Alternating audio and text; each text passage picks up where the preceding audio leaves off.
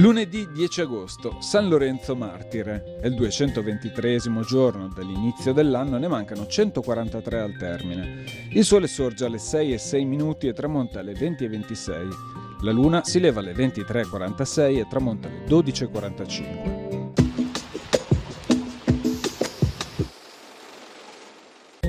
Nasce a Vicenza Luigi da Porto. Scrittore scorrevole ed elegante, redige sotto forma di epistolario la storia della guerra promossa dalla Lega di Cambrai, a cui aveva preso parte come capitano dei cavalleggeri, battendosi valorosamente a Lonigo e nel Friuli.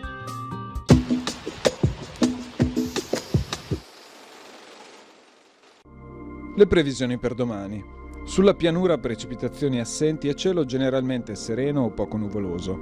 A tratti parzialmente nuvoloso o nuvoloso in prossimità dei rilievi dal pomeriggio ed anche altrove verso sera. Sui monti fino al mattino sereno o poco nuvoloso. Dal pomeriggio parzialmente nuvoloso o nuvoloso con delle piogge.